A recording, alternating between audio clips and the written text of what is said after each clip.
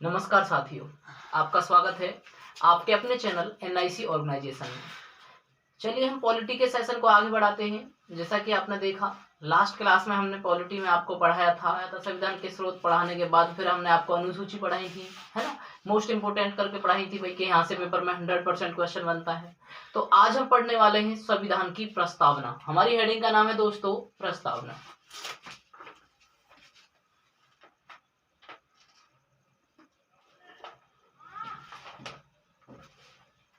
हमारी हेडिंग का नाम है दोस्तों प्रस्तावना। और प्रस्तावना की अगर बात करते हैं भाई, तो प्रस्तावना का जो पहले नाम था वो ये उद्देशिका के नाम से थी।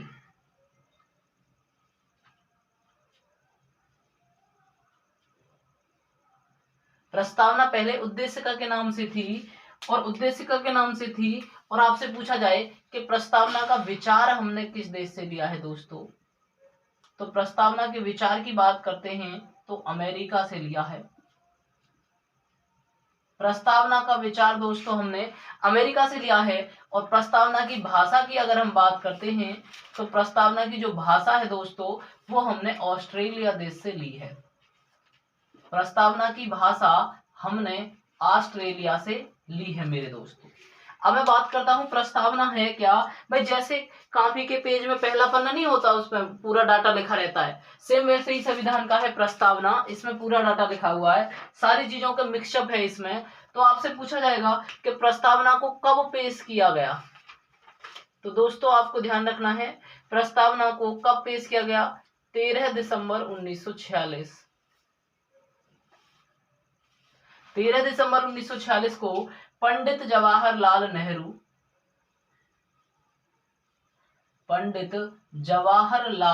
नेहरू ने दोस्तों,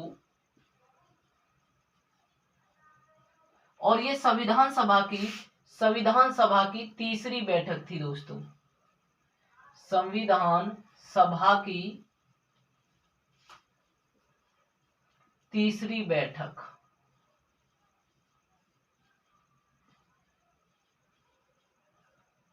पहली बैठक 9 दिसंबर 1946, दूसरी 11 दिसंबर 1946 और तीसरी 13 दिसंबर 1946। और पंडित जवाहरलाल नेहरू ने उद्देश्य का प्रस्ताव पेश किया जो कि आज प्रस्तावना कहलाता है। और ये संविधान सभा की तीसरी बैठक में काम हुआ था दोस्तों। अब हम बात करते हैं कि इसको हमारे संविधान सभा ने स्वीकार कब किया मेरे भाई। तो अगर मैं स्वीकार की बात करता हूं, मोस्ट इंपोर्टेंट क्वेश्चन बनता है आपके लिए 22 जनवरी 1947। लगभग 1 महीने 7 दिन बाद, लगभग 1 महीने 7-8 दिन बाद इसको भैया जो भी है अपना स्वीकार कर लिया 9 दिन उसके समथिंग। 22 जनवरी 1947। आपसे पूछ सकता है कि उद्देश्य का प्रस्ताव किसने पेश किया, पंडित जवाहरलाल नेहरू ने। कब पेश किया, 13 दिसंबर 1946 को। संविधान सभा की कौन सी बैठक थी, तीसरी बैठक थी। विचार कहां से लिया है, अमेरिका। भाषा कहां से लिया, ऑस्ट्रेलिया। और इसको अपनाया कब गया है, 22 जनवरी 1947 को इसको अपनाया गया है। चलिए दोस्तों बात कर लेते हैं कि प्रस्तावना कहां से शुरू होती है। तो हमारी प्रस्तावना हम भारत के लोग से शुरू होती है। हम भारत के लोग से शुरू होती है।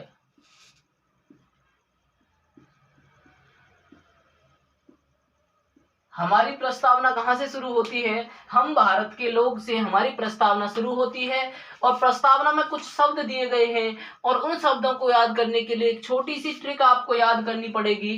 ट्रिक आप समझेंगे, मेरे साथ बोलेंगे सभी। सो SDR,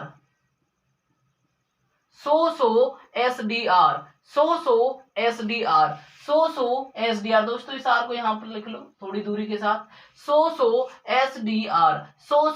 SDR। और जो इस तरह से शब्द है दोस्तों उनको आप लिखेंगे जलेबी खाते हैं ना।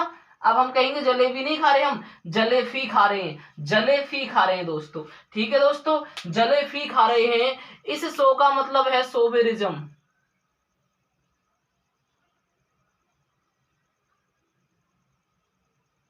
और इसका मतलब होता है दोस्तों प्रभुत्व संपन्न।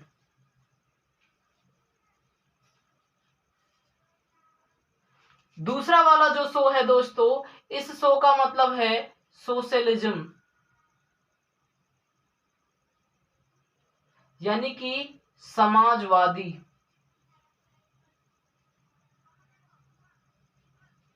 और इस सो का एस का मतलब है दोस्तों सेकुलर, धर्मनिरपेक्ष, धर्मनिरपेक्ष। और इस डी का मतलब है दोस्तों, डी का मतलब है आपका डेमोक्रेटिक, लोकतांत्रिक। और आर का मतलब है दोस्तों रिपब्लिक, आर का मतलब है रिपब्लिक यानी कि गणतंत्र, गणराज्य, गणतंत्र, गणराज्य। ये है दोस्तों रिपब्लिक का मतलब। बात करते हैं दोस्तों जे का मतलब क्या है, जस्टिस। जे का मतलब है जस्टिस, और जस्टिस का मतलब होता है न्याय। और हमारी प्रस्तावना में 3 प्रकार का न्याय दिया हुआ है दोस्तों, सामाजिक, सामाजिक, आर्थिक और राजनीतिक। नेक्स्ट बात करते हैं दोस्तों एल। एल का मतलब है यहां पर लिबर्टी, और लिबर्टी का मतलब होता है स्वतंत्रता। स्वतंत्रता जो है यहाँ पर 5 प्रकार की है, और 5 प्रकार की कौन सी स्वतंत्रता है आपको याद रखना है, विचार, अभिव्यक्ति, विश्वास, विचार, अभिव्यक्ति, विश्वास, विचार, अभिव्यक्ति, विश्वास, विचार, अभिव्यक्ति, विश्वास और धर्म उपासना। धर्म और उपासना की स्वतंत्रता। तो कितने प्रकार की स्वतंत्रता है दोस्तों, 5 प्रकार की स्वतंत्रता है, विचार, अभिव्यक्ति, विश्वास, धर्म और उपासना की स्वतंत्रता। बात करते हैं ई, और ई का मतलब है दोस्तों यहाँ पर इक्वालिटी। ई का मतलब है दोस्तों यहाँ पर इक्वालिटी, और इक्वालिटी का मतलब होता है दोस्तों समानता या समता, समानता या समता। और समानता या समता की बात करते हैं तो 2 प्रकार की है यहाँ पर, अवसर और प्रतिष्ठा। अवसर मिलना चाहिए सबको हर काम में, और सभी को अपना मान सम्मान बचाए रखना है, प्रतिष्ठा को बचाए रख सकता है, ये आपका इक्वलिटी होता है दोस्तों। उसके बाद बात करते हैं दोस्तों एफ, और एफ का मतलब बेसिकली यहाँ पर होता है फ्रेटर्निटी, फ्रेटर्निटी, फ्रेटर्निटी। और फ्रेटर्निटी का मतलब होता है दोस्तों बंधुता, फ्रेटर्निटी का मतलब होता है बंधुता। और आई का मतलब होता है दोस्तों यहाँ पर इंटीग्रिटी, इंटीग्रिटी। और इंटीग्रिटी का मतलब है अखंडता, इंटीग्रिटी का मतलब क्या है दोस्तों, अखंडता। तो आपको याद रखना है कि हमारी प्रस्तावना में कुछ वर्ड दिए हुए हैं, इस तरह से जो वर्ड हैं उनकी ट्रिक है सो एस डी आर, सो एस डी आर, प्रभुत्व संपन्न, समाजवादी, धर्मनिरपेक्ष, लोकतांत्रिक, गणराज्य। इस तरह से जो ट्रिक है वो है जलेफी, जलेफी, जस्टिस, लिबर्टी, इक्वलिटी, फ्रेटर्निटी और इंटीग्रिटी। और दोस्तों जस्टिस यानी न्याय, न्याय 3 प्रकार का होता है, सामाजिक, आर्थिक और राजनीतिक। स्वतंत्रता 5 प्रकार की होती है दोस्तों, विचार, अभिव्यक्ति, विश्वास, धर्म और उपासना की स्वतंत्रता। समानता दोस्तों 2 प्रकार की होती है, अवसर और प्रतिष्ठा की समानता। फ्रेटर्निटी बंधुता, और इंटीग्रिटी क्या होती है दोस्तों, अखंडता। ठीक है मेरे भाई, तो आपसे पूछा जाएगा इस तरह से, ये क्रम आ जाता है कि भैया सबसे पहले कौन सा वर्ड है, प्रभुत्व संपन्न, उसके बाद समाजवादी, धर्मनिरपेक्ष, लोकतांत्रिक, गणराज्य। और नीचे की तरफ अगर बात करते हैं तो न्याय, स्वतंत्रता, समानता, बंधुता और अखंडता। दोस्तों अगर इसमें भी मैं बात करता हूं, यहाँ पर इस न्याय के बारे में अगर मैं बात करता हूं दोस्तों, तो ये जो न्याय है ये 1917 की रूस की क्रांति से लिया है, 1917 की रूस की क्रांति से। यहां से आपका एक क्वेश्चन ये भी बन जाता है कि रूस की क्रांति कब हुई, 1917 में, और न्याय हमने कहां से लिया है, रूस की क्रांति से लिया है। और बात करते हैं दोस्तों जो ये 3 चीजें हैं, जो ये 3 चीजें हैं दोस्तों, स्वतंत्रता, समानता और बंधुता, ये हमने 1789 की फ्रांस की क्रांति से लिया है, 1789 की फ्रांस की क्रांति से हमने इन शब्दों को लिया है दोस्तों। किस किस को, स्वतंत्रता, समानता और बंधुता, स्वतंत्रता, समानता और बंधुता। ठीक है दोस्तों, उसी के बाद आप ध्यान रखेंगे जो ये तीन शब्द हैं अति महत्वपूर्ण है, स्टार लगा लीजिए इन तीन शब्दों पर, समाजवादी, पंथ निरपेक्ष और तीसरा है दोस्तों अखंडता। समाजवादी, पंथ निरपेक्ष और अखंडता, इन तीनों पर आपको स्टार लगा लेना है दोस्तों। ठीक है मेरे भाई, स्टार लगा लेना है क्योंकि अति महत्वपूर्ण है। अभी आपको पता चल जाएगा ये ऐसे तीन शब्द हैं जो भैया संविधान संशोधन के द्वारा जोड़े गए हैं, इसीलिए आपको इन तीनों शब्दों को ध्यान रखना है मेरे भाई। ठीक है दोस्तों, चलिए आगे चलते हैं, ये फटाफट यहां तक रिवीजन कर लीजिए। प्रस्तावना का विचार कहां से लिया है? अमेरिका। भाषा कहां से ली है? ऑस्ट्रेलिया। प्रस्तावना का पहले नाम क्या था? उद्देश्य का। पेश किया था 13 दिसंबर 1946 को पंडित जवाहरलाल नेहरू ने और संविधान सभा की तीसरी बैठक में इसको पेश किया था और स्वीकार किया था इसे 22 जनवरी 1947। और हम भारत के लोग से शुरू होती है। सो एसडीआर, प्रभुत्व संपन्न, समाजवादी, धर्मनिरपेक्ष, लोकतांत्रिक गणराज्य। जलेफी, जस्टिस, न्याय, स्वतंत्रता, समानता, बंधुता और एकता। आ गया दोस्तों समझ में? बहुत बेहतरीन तरीके से पढ़ने वाले हैं, आप टेंशन न लीजिए। बस आगे चलते हैं, अभी और भी इसके बारे में जानकारी लेते हैं दोस्तों। चलिए दोस्तों, प्रस्तावना से जुड़े कुछ केसों के बारे में जान लेते हैं। दो महत्वपूर्ण केस है, ज्यादा नहीं पढ़ने। पहला आपको पढ़ना है बेरुबारी केस। बेरुबारी केस, और ये 1960 के अंदर आया था। और इस केस में क्या बात हुई थी? इस केस में कहा गया था कि प्रस्तावना संविधान का अंग नहीं है। प्रस्तावना संविधान का अंग नहीं है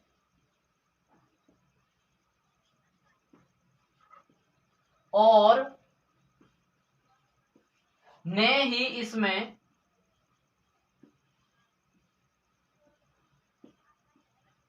संशोधन हो सकता है।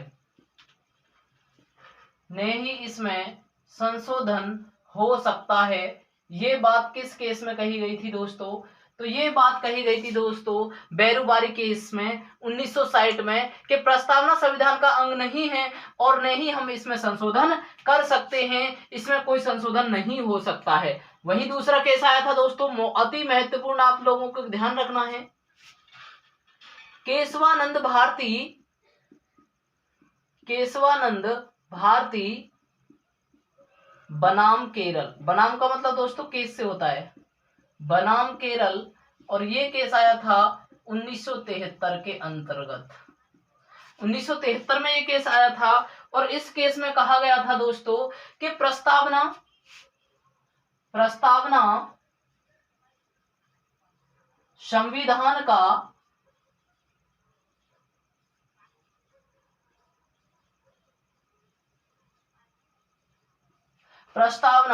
संविधान का अभिन्न अंग है और मूल ढांचे के अतिरिक्त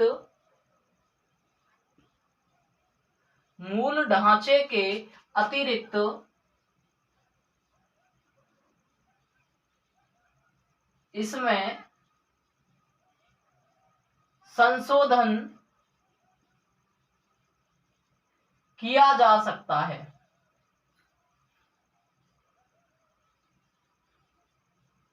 मूल ढांचे के अतिरिक्त इसमें संशोधन किया जा सकता है कि प्रस्तावना संविधान का अभिन्न अंग है और मूल ढांचे के अतिरिक्त इसमें संशोधन किया जा सकता है। ये बात कही थी केशवानंद भारती बनाम केरल 1973 के केस में ये बात कही गई थी। और इसके फिक्स 3 साल बाद प्रस्तावना में 3 शब्द जोड़ दिए गए और एक संशोधन होता है 42वां संविधान संशोधन अधिनियम, कॉन्स्टिट्यूशनल अमेंडमेंट एक्ट 1976। 3 साल बाद प्रस्तावना में पहला और एकमात्र संशोधन। अब तक एक ही बार संशोधन हुआ है दोस्तों प्रस्तावना में, और वो कब हुआ था? 42वां संविधान संशोधन 1976 के द्वारा 3 शब्द जोड़े गए थे। 3 शब्द जोड़े गए थे अभी थोड़ी देर पहले जो आपने पढ़े, ट्रिक के तौर पे आप पढ़ सकते हो SPA। समाजवादी, पंथ निरपेक्ष, अखंड था। समाजवादी, इनका क्रम भी आ जाता है दोस्तों पेपर में, समाजवादी, पंथ निरपेक्ष, समाजवादी, पंथ निरपेक्ष और अखंडता, ये 3 शब्द नए ऐड हुए थे हमारी प्रस्तावना में। और कब हुए थे दोस्तों ये? 42वां संविधान संशोधन 1976 में प्रस्तावना में पहला और एकमात्र संशोधन हुआ। 3 शब्द जोड़े गए, SPA, समाजवादी, पंथ निरपेक्ष, अखंडता, समाजवादी, पंथ निरपेक्ष, अखंडता। आगे बात करते हैं दोस्तों कि संविधान प्रस्तावना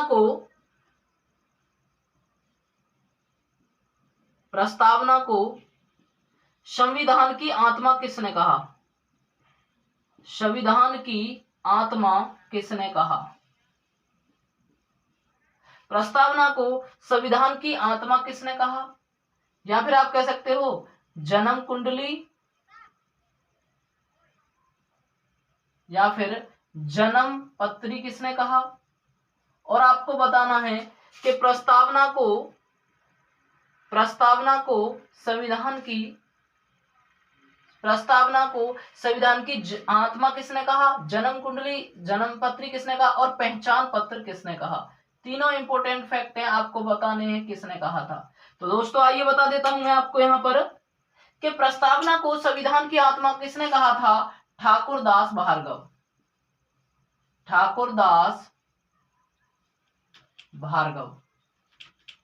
और बात करते हैं कि प्रस्तावना को संविधान की जन्म कुंडली या जन्म पत्री हम दिखवाएंगे मुंशी पे, तो मुंशी से हमको ध्यान रखना है KM